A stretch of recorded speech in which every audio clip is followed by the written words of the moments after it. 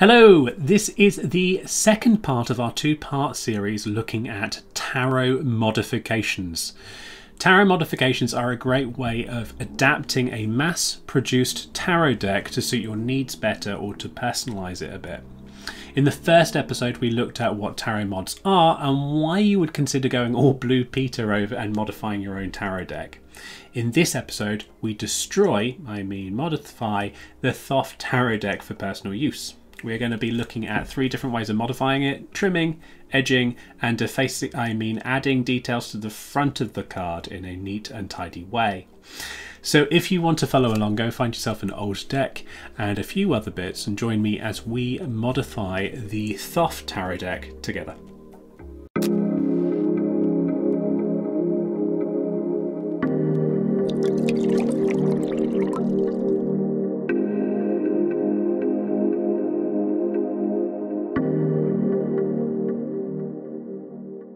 Hello and welcome back to this second part in a two-part series on tarot modifications.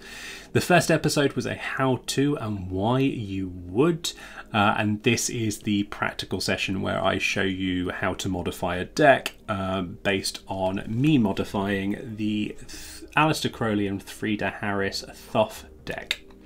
I have had this deck for about a decade and I very rarely read from it because I kind of term it a shouty deck, and by which I mean some of the cards kind of have an awful lot of symbols on it and it kind of tells you how to interpret the card, and I don't like that because I'm an intuitive reader. So for example, here on the Four of Discs or Four of Pentacles, you can see the word power written here. You've got the four elements, you've got a very structured building, which is one interpretation of this card. So this can be a little bit too much for me when I'm trying to kind of think outside the box and not associate this with a certain word or a certain keyword. So I don't tend to read from this. The other reasons are that I find the cards a bit too big to easily use, all things that can be modified. But the reason why I've decided to use this deck is I'm going to be doing a series of astrology tarot readings on the YouTube channel, and this is kind of perfect for astrology because there's an awful lot of the astrological symbols in the cards. So you can see here there's the moon, and at the bottom Aquarius, so it's moon and Aquarius, and there's a sun symbol. So because of that, I wanted to kind of adapt this deck so that I can use it for the astrology readings, because it's a little bit more requires these symbols and it doesn't require me to kind of be too psychic. So this is the perfect deck for it. So I want to kind of remove the borders because I want to kind of make it a little bit smaller and a little bit manageable, but I also want the colours to pop a little bit more. You can see how if I kind of hide that grey border, the blue kind of really stands out, and these grey borders kind of dull it a lot.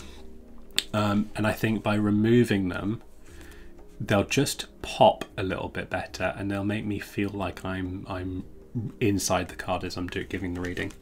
The other thing is that when Lady Frieda Harris designed these cards, she used something called projective synthetic geometry. That, very loosely, is a type of geometry that kind of got tied up in occultism very early in the 20th century, and Rudolf Steiner was interested in it and Crowley was interested in it. But it's these kind of these lines and projective lines that kind of go out of the images. Let's see whether I can find another trump card quickly. And in certain cards these line up. It kind of shows harmonies between the cards. So this horizontal line here might go across 2 or 3 cards in a reading, and that's going to mean something, as well as this vertical line. Now, I'm not an expert at Thoth. I've not studied the Thoth and I've not studied projective synthetic geometry, but I think by removing these borders, it will allow me to see where those kind of lines project across my reading, and therefore make it easier for me to see that and appreciate that. But the problem is I'll be obviously cutting off some of the details on the bottom, and as I don't read the Thoth often, the titles of the card are going to help me. So this is relatively easy, but some cards are a little bit tricky to tell which ones. I mean, that's the Knight of Cups. It's not too clear unless you read this deck very often. So for that reason, I'm going to add in the details into the card again with marker, so that I've kind of corrected what I've cut off. I'm going to also edge the cards. I'm going to colouring in the edges of the cards. I've not decided how or what I'm going to do yet, whether I'm just going to do one block colour or whether I'm going to split the deck into parts and do elemental colours. Something for me to consider in the next 30 minutes. So those are the reasons why I wanted to do this deck. It's so that I can start using it for the astrology readings, and at the moment I don't really quite like this deck as it is. Cool. So in order to do this to this deck, I'm going to need some equipment. It's not expensive equipment, excuse me, and it's pretty easy to get. Let me go over the equipment that I'm going to be using, and I think I've got everything here. So because I am doing some trimming, I am going to need a cutting board, a well-used cutting board, as you can see, a ruler and a craft knife or a scalpel. If you have a paper guillotine, then that will do the job perfectly well and much easier than this. You're just going to have to be a little bit careful if you use this kind of style equipment. So I've got a cutting board and stuff to cut the borders off. I also have one of these, and I had to pick this up. I picked this up off of Amazon, Amazon Prime. So luckily enough, I ordered it yesterday, it came today. This is a rounder, and what it does is it just cuts the corners off of the paper of the card just to round the corner. That's it, that's all it does. But as you can see, all tarot cards normally have a rounded corner, and that will just stop the corners from getting dog-eared, but it also just gives it that professional look and touch, and I really wanted to kind of mimic that. So you can see that these cards are around about here. They're the medium. So this is 3 sizes. It does small, medium and large, and this is the Japanese Kadomaru Pro. So I'll put a link below to this on Amazon if you guys want this one. There's several. You can I hear that you can pick them up in stationers for a couple of quid. I picked this one up just because it's got 3 different sizes and I didn't know which size I'd needed. So I can then re-round the corners when I've kind of cut the edges off, which will make it look a lot more professional. So a corner rounder is what that is. I've also got one of these. I have a checkered past of binding some books. I used to quite like book binding, and this is a bone smoother. What's it called? Yeah, it's a book binding tool that's for smoothing joints out and doing bits, but it's got a pointed end to kind of get into nooks and crannies, and a smooth end. This is made of bone. You can get these that are plastic. If you do not have one of these, you could just easily use a spoon. What I am going to use this for is to burnish the edges. So when I've got a newly cut edge, it's going to be frayed slightly, and it's also going to be lipped. It's going to have a burr on the back edge, and all I'm going to do is just use this to smooth off the edge, which is what's done traditionally with big cards. They're kind of like that, you know. So that's what I'm using this as a burnishing tool. You can just use a teaspoon or a dessert spoon to do the same job. I just have this bone folder. That's the technical term. This bone folder spare. So I'm going to just use that. It's just a nice smooth surface. Yep. So I've got one of those. Use a spoon if you don't have it. And then just for my recoloring, I bought a pack of Sharpies. These are metallic Sharpies because I thought it might be fun to do the edge in metallic colours, but I'm umming and ahhing about whether to do that yet. So I might go and pick some up some different ones up, but I've picked up a pack of Sharpies because they are waterproof and indelible. So this will just allow me to do the edges as well as the details on the fronts without them smudging over time. So a pack of Sharpies of any colour that you want. So that's it on the equipment front. I think if I've forgotten something, there's going to be like a little box up here that says don't forget this, but that's all I've got. So my first step is to cut the edges off of all the tarot cards. I'm actually going to put this deck in order so that when I cut the bottoms off with the titles, I'll still know which card is which, even if I'm not very familiar with the card. And I kind of recommend doing that if you're new to the deck or if you don't tend to use it.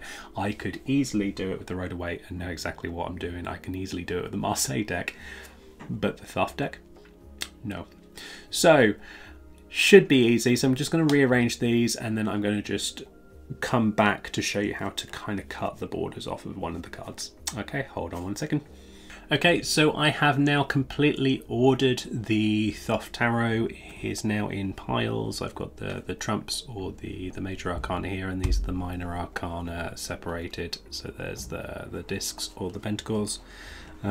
So I am now ready to start trimming. So let me put these aside. Right, I am going to be doing one by one, and one thing that I am going to do is just kind of keep the bottom just for reference, so that I just know the, well, I know, you know, it's relatively easy. It's just like the first Hebrew letter LF, and then the element or the planet or whatever the correspondence is. But I'm just going to keep them for reference anyway. So this is a sharp craft knife. Like I said, you could use a guillotine, and I am using a ruler. So all I'm doing is I'm going to just line it up to the edge of the design, like so, and then ensuring that I place a lot of weight on the ruler, just making sure that I have lined that up perfect. I'm going to cut a straight line across, and it is better if you do a lot of light strokes than one very hard stroke, so don't try and take it all in one.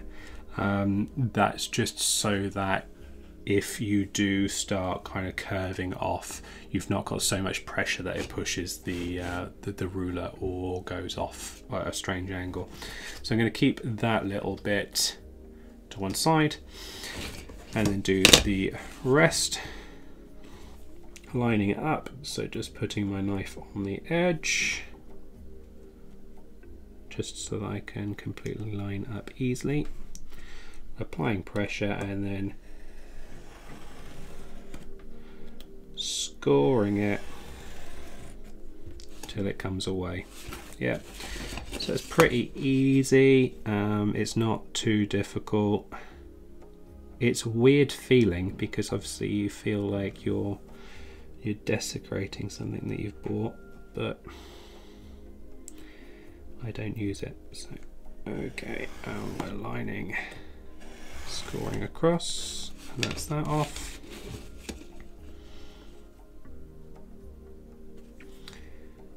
And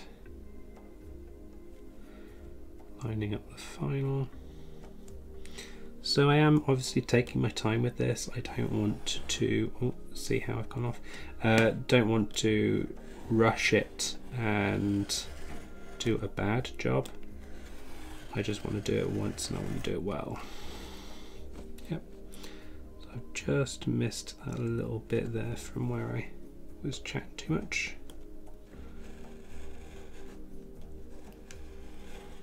There you go, perfect. So you can already see how much more impactful that is compared to that. So I think that this is going to work really well. So that's one tarot card down. I've got quite a few to do, so I will stop this now and I will join you back when I have got through the whole deck. Speak to you in a second. Bye. Okay guys, so I am back. I have now cut all the edges off of all 78 tarot cards, and what I'm left with looks pretty good. So you can kind of see the difference already. These are the major arcana. Oh, there you go. Like I said, they really now pop. The colours look a lot more vivid now that I've taken that grey background off. I have kept the little titles in order so that I can just make sure that they correlate, just in case I make a silly mistake. And I had a bit of an idea, so I'm going to use these. So when I've finished with it, I'm just going to round these corners off, and basically I've got like a little stick tarot cards that I can just put in a pot near my front door, and then I can just take one every day that I walk out, and then I've basically got a kind of a walk out the door little divination cards, so like little lollipop sticks. So they're brilliant. So I'm going to reuse those. I'm not going to get rid of them. The other thing that I have done is I've kept some of the edges so that I can just test the markers against the colours backs and just see what stands out and what doesn't before I kind of deface the front of the cards. So anyway, so I have a stack of all these. You can see some of the minors out of the corner of the video there. Next step is to use this little gadget, which is the corner rounder. So if you remember, I did put a card up against it, and I kind of can see that it is the medium size that I want. The small, you can see that's a bit too small, and the large is way too large. So I'm going to be using the medium setting on this. So if you've got one similar to me, this Japanese one, it'll be the medium setting. Now this is actually kind of fun. I was using this earlier and didn't realize how fun it would be, but you just basically put it all in as far as it can go, and then just click, and that's rounded the corner, you see. Brilliant, huh? So I have 4 times 78 corners to do, so it's going to take a little while to kind of clip them all, but let me just do one whilst I'm still filming. There you go. And you can kind of see automatically that now looks like a finished card. That's the backs, which I haven't shown. And you can kind of see the rounding edges. So I'm going to do that with the whole deck now. And I will come back when I have done all 78 cards and all 4 corners of every single card. I forgot to say that process of cutting the borders off took me probably about an hour and a half to 2 hours. So it was pretty extensive. It would be an awful lot faster if you were using a guillotine, especially if it had an automatic measuring guide where you could just put it in and then slice down it. But yeah, so cutting it with a scalpel has taken me about an hour and a half. The cornering will take a lot less because it's just shove it in a clicker. Right, so I shall see you in a minute when I have finished rounding these corners off. Take care. Right, so that's all of the corners now rounded. That was the most amount of fun you can have with your clothes on. I really seriously suggest you get one of these. The clicking did make my dog, Bowie the Border Collie, go nuts after a while, but it is completed. What, 312 corners? So they're looking great. So you can see that it's really kind of made it look professional rather than me just taking a scalpel to some tarot cards. So I did all that, finished all that last night. It's now the next day. You can hear my dog going nuts in the background. The next step is burnishing. the edges. So I'm using my bone folder, but you can use a teaspoon or a dessert spoon, and basically all I'm going to do is just go around to the edges and press them on both sides like so, which just flattens any of the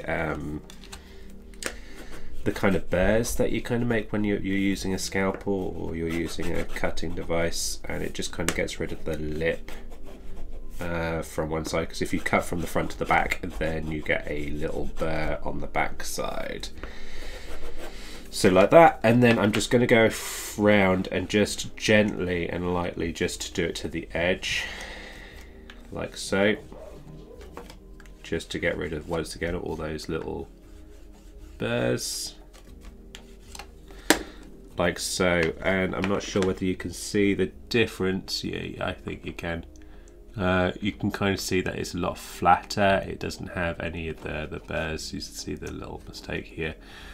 So I'm going to just go through and do all that to 78 cards and make them a little bit more smoother around the edges.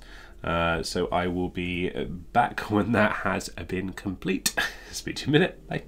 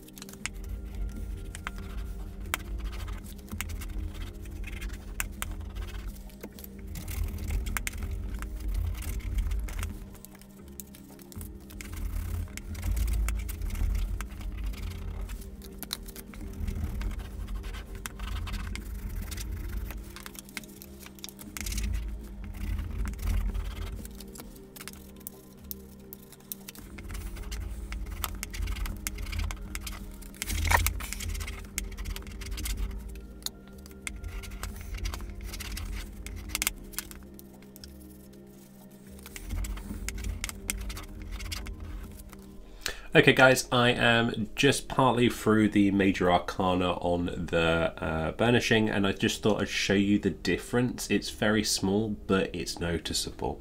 So you can kind of see here, yeah. You can kind of just see, it's not too clear on camera, how kind of smooth these are compared to how jagged those are.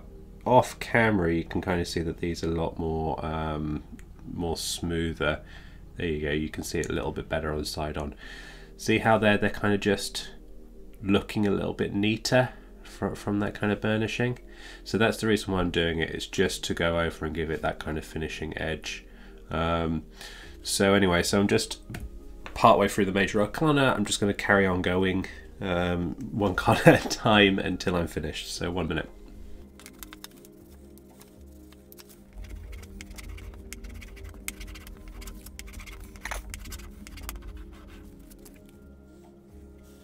So all the cards are now burnished. I have taken my bone folder to all of the edges in turn, and then to all of the sides in turn. So it's looking a lot neater. You can see that it is an optional step. You know, you could completely use it without, but it has just made those a lot smoother on the sides. And especially as I'm going to edge them with marker, I wanted to just make sure that the edges are smooth and not rough, otherwise the ink's going to soak through the card. So you could completely stop here. That is now a completely functional deck. You can kind of see that all the colours are much more popping, and you can kind of see the lines going through the cards a lot better. You see the projective synthetic geometry. So I could stop here. I'm not. I'm going to be edging the deck. So I'm going to colour this side block in. My edges aren't perfectly straight there because obviously I cut with a scalpel. So you can see that they're just, some of them are a little bit, very tinily, minutely larger. but it's minimal. If I wanted to get rid of that, the best way would be to square up the block, clamp it between two wood blocks like this, really tight so that it just feels like solid, and then sand on a very fine sandpaper across the edge. That will hone the edge a lot neater. I'm going to consider whether to do that over the next few minutes before I kind of crack on. But you can do it without, it's not going to be an issue. But if you want that kind of block edge that you can sometimes get on like gold edged books, that perfectly smooth surface, then you're going to need to sand it. It's not necessary. The other thing is that when people edge decks, they tend to do one card at a time. That is because that if you hold the deck like this and you do it round, the ink can go down into the sides and you don't notice it until you're kind of looking through much later when the ink's dried.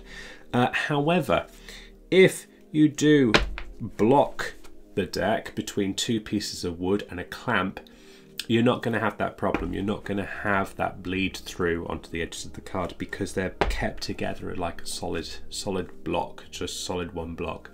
So it might even be worth me just clamping them in just to kind of cover the edges. So I'm going to leave that here for now, and I'm going to come back to it later when I start to edge the deck, and I will tell you my decision on whether I'm sanding the edges or not. Okay, thanks. Right guys, so I have made a couple of decisions with what I want to do. I'm not going to hone my edge down any further with sandpaper. I'm just going to leave it as is. I will demonstrate that technique on a different video with a different deck further down the line. But my edges are pretty accurate on this deck, and I don't really want to kind of go through the extra step, so I'm not. But if you did, it's fine and it's really easy to do. All you do is you straighten the edge that you're doing against the table. So if I'm sanding this edge, I flatten it against the table. I put a couple of pieces of scrap card or paper on either side, and then a couple of pieces of wood like this, and then clamp it. And then when I turn it over, that'll be relatively flat, and then I just sand this edge till it's smooth. And when I'm done that, keeping this edge flat, I then move the wood up to the other side with the waste paper and fix that, and then I smooth this side, and then the same on the top and bottom. What I will be going on to doing is I am obviously doing the edging, so I'm going to be colouring the edges next. You can do that different colours, as I mentioned. You can split them and do them different colours for the different suits or the different elements or whatever you want to kind of do. I'm not, I'm just going to do it all one colour. So I have these metallic Sharpies that I've bought. I bought bronze, gold, silver. And as I said, I saved a couple of the end scraps so I can kind of show you the colours and just see what each looks like. So this is silver, this is the gold, and this is the bronze. Okay, so let me lift this to the camera. Yep. So you can see the differences. So I think for best suiting this deck and the artwork on the back is probably either the gold or the bronze. I'm going to go for bronze because I quite like the warmth of it. So I'm going to be doing the edges on bronze. Now, quite a lot of channels and a lot of people, when they've been doing the mods, they've been showing you to do it on individual cards. So you take one card at a time. You take the color that you want, this is the bronze, and you gently run it down the edge like so. You need to make sure that you're not getting this edge or this edge, and if you are, just kind of get a cloth and wipe it off, but just going gently down each card one by one, and that's one edge done. Yeah. So it won't make a noticeable difference on one card, but it will look when you've kind of got the full deck together. I'm going to do them all together. I'm going to use basically the same bookbinding technique of binding it together with wood. So I have 2 pieces of scrap wood here, and as well as 2 pretty heavy duty clamps that I normally use for kind of bookbinding. So I'm going to be making sure that the block is straight. Let me just demonstrate it, but I will do it better off camera. So tapping it against to get the edge as straight as it possibly can so that it's not wonky. Using a couple of pieces of scrap card against the edge of the deck to protect the deck, like so. And then my other bit of scrap card on the other side. Then a piece of wood and the other piece of wood, like so. Make sure that is as flat as can be. Oh, there you go. And then clamp it with the clamps. Yeah, and you want that pretty tight so that it's just one solid block. So I'm going to do that much neater off camera. And then I will show you colouring the side. Hold on one second. Hello, I am back. So I have now fully clamped my deck. You can kind of see it's fully clamped in there. You've got 2 pieces of wood either side, 2 pieces of scrap card either side, and then a completely flat surface. Now there's a bit of guessing game with how tight you do them. If you do them too tight, the cards can kind of stick together a little bit, and basically when you try and peel them apart, they could rip. So don't do it way too tight, but do it firmly so that there is no movement in that block. So let me just show you that block. So it's nice and smooth. This is where you would sand it if you were doing that sanding. You'd take a very, very fine piece of sandpaper. Obviously, the coarser it is, the more it's going to rough it up. So you want extremely fine sandpaper, and then you could sand across the flat of it. I'm not doing that. So I have my bronze Sharpie, and all I'm doing is I'm just going to go down with the card grain like this and just colour in this block. Now I don't want to do too much in one place. I want to make sure that I am not holding the marker in one spot too long. If I am, it could bleed through into the card still. So I want to make sure that I am doing it by moving the card along. When I have finished this, I will be leaving it to dry. Do not, whatever you do, take off the pressure on the clamps before it is completely dry. I will probably leave it for a good few hours just to make sure that there is no chance of it being damp still. That way the ink will soak into the paper better, into the card, and you're not likely to kind of smudge it. So that's going to take me a little while. So I'm going to do all of the edges exactly like this, and then I will come back to you in a few seconds. See you in a bit. Hello, so it is now the day after I have edged all of the cards. Let me show you, it's looking pretty cool. So that's the finished edge. So that there's some of the minors here and the majors, but you can see that it is fully edged now. And just to compare it against another deck, that's the Rider-Waite compared against it. So it's looking very different, and it matches the back beautifully. So I'm pretty happy with them. Yeah, I mean, it's obviously Sharpie, so it's not as shiny and glittery as a gold edge, but it does have that metallic feel, and it is kind of in keeping with the card back design. So I'm pretty happy with it. There is a couple of cards that haven't quite made the marker quite brilliantly. So at some point I will just go through one by one and just make sure that all of them are perfectly covered on the edges.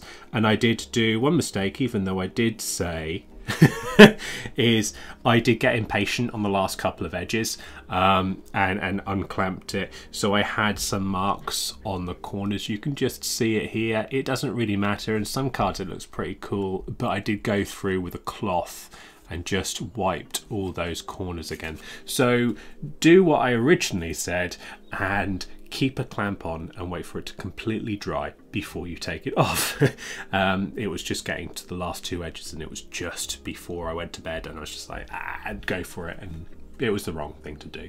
So yeah, so do take your time with it. But I'm still pretty damn happy with the way it looks now. It looks like an antiqued gold edge, like an old book, and you can kind of just see it shining slightly metallic in the light there.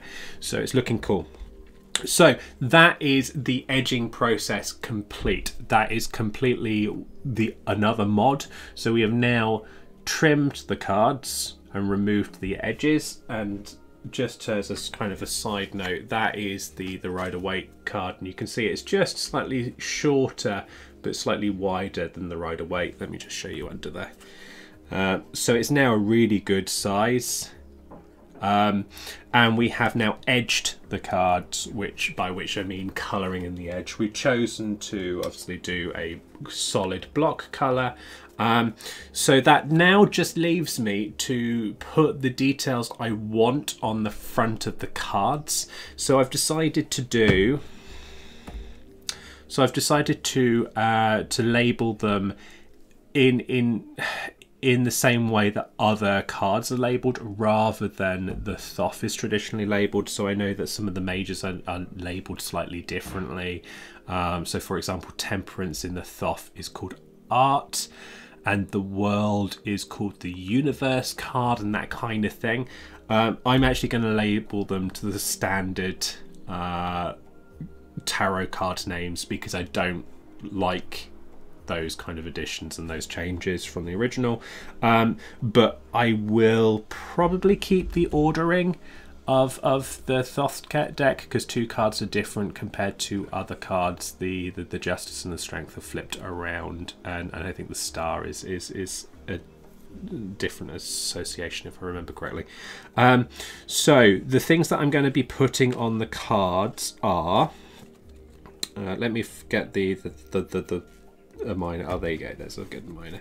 So I'm going to put the elemental symbol of the card on the top left. I'm going to do the astrological association on the top right, and I'm going to put the name of the card, or a statement of what the card is, on the bottom. So for the majority of I'm just going to abbreviate these, because I'm not going to write Ace of Pentacles, because my handwriting is not going to look too great on this card. So I'm probably just going to put AP for Ace of Pentacles. I'm going to use the triangle symbol for the element. So in this one it's going to be Earth, and I'm going to put the astrological here, and I'm going to do that for the decan, if you know astrological tarot. If you don't know astrological tarot, may I just say that that's what we're doing on my Patreon. So please consider joining me and supporting me on Patreon, where we are doing lots of astrological tarot stuff. Done. So that's what I'm going to do with this. I'm actually going to use the silver pen, because it's going to stand out a little bit more, and I've kind of gone through, I've used another back. The gold I think won't stand out too much, it kind of fades in. The bronze, now I have used it on the edges, is not as bold at cover up as it was. You can kind of see the background poking through, so I'm going to have a difficulty seeing it. And the silver there, you can kind of see is kind of flat and standing out on the surface. So I'm going to use the silver to put the details on this. So I'm going to go and put on all of these little things, and I will show you it after I've done it. So I will be back in a few minutes for my last tarot mod on this deck. It's just defacing it, basically putting my own associations on the cards. I'll see you in a second. Guys, the deck is completed. It is finally fully modified and is ready to read. Truth be told, I finished it a couple of days ago and I have not found time to sit down and film it, but I have found time to give a few readings from it and it feels a lot better. Let me show you it, all completed. So that's the deck. If you remember, we trimmed it down. So you can see the height difference and you can see the width difference. How do you even say that word? So you can see the kind of sizing difference. It is about the same size as a rider weight now. You can just see that it's ever so slightly shorter but ever so slightly wider, which is great. It makes it a lot easier to shuffle. That's the edging that we've done, and you can kind of compare it against a standard tarot deck. So it looks very different. It really does suit the feel of the colours of the back card, and it's kind of like this dusky bronze metallic.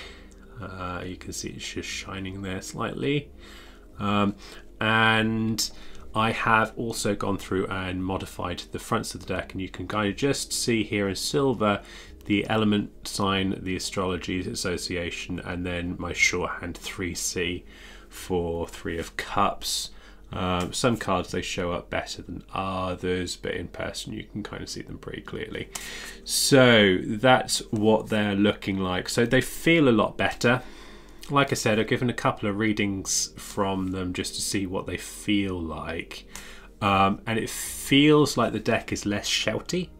People who are regular viewers of my channel will know that I've got this kind of saying for certain decks. I call them shouty decks. And they're tarot decks that have so much esoteric and occult symbolism and even sometimes overt keywords that they tell you how they should be interpreted. And if you're an intuitive reader, or you're one that wants to read and feel what the cards mean within context, it can be sometimes a little bit tricky to do that if there's too much on the card, which is why I personally favour reading the Marseille decks. I'm modifying this, as I said, for my astrology readings, where those associations are going to be really important because I'm reading them in association with astrology.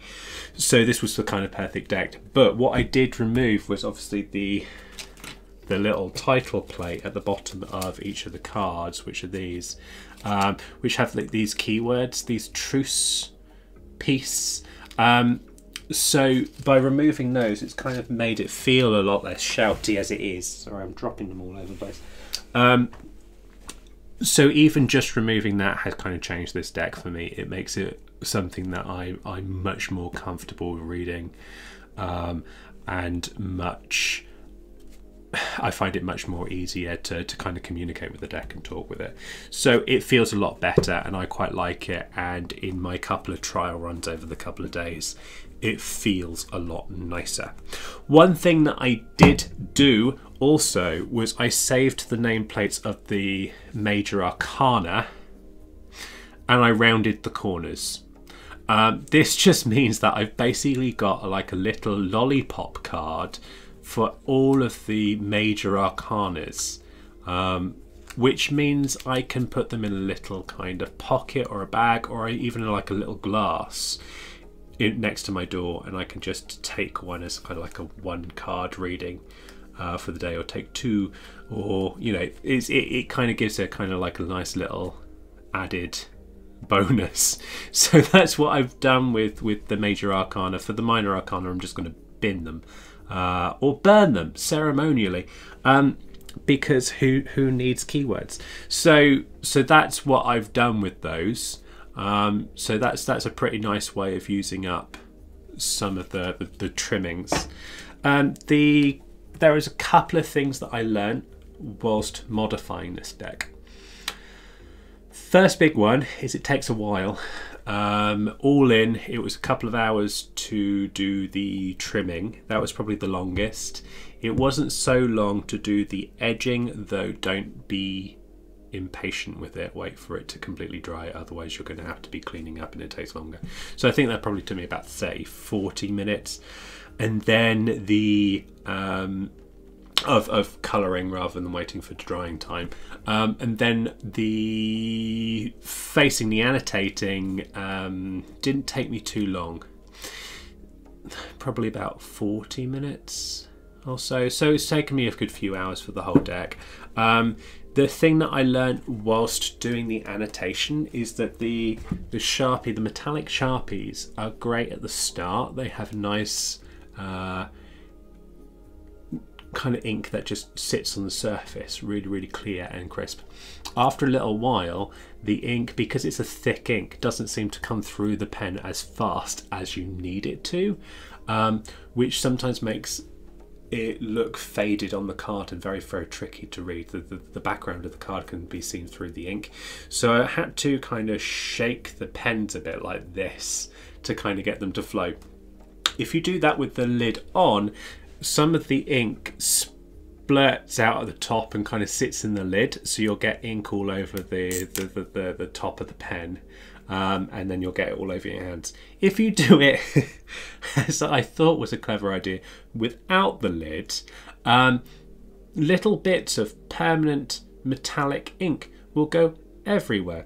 And I managed to get some silver in my eye, making it look like I was wearing silver mascara for 2 days.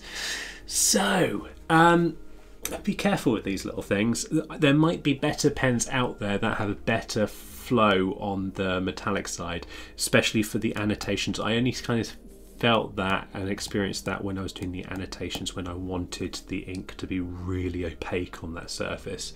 So there might be a better way. I mean, even, dare I say, Tipex, I mean, it might be a bit thick, but something that just kind of sits on top, paint or whatever. So explore your options with that for annotating. If you are doing what I was doing, prepare to kind of get ink everywhere if you're kind of flicking the ink to kind of get to the nib. Overall, worth it. I think that was totally worth it. I think that this feels a completely different deck to what I started with. It feels a lot easier to read. It feels a lot smaller and easier to wield. So I do highly recommend it. If you do have a second hand or a deck that is collecting dust, consider modifying it. What I don't suggest is taking a rare or out of print deck and then cutting it up. Please don't do that. Just don't, please.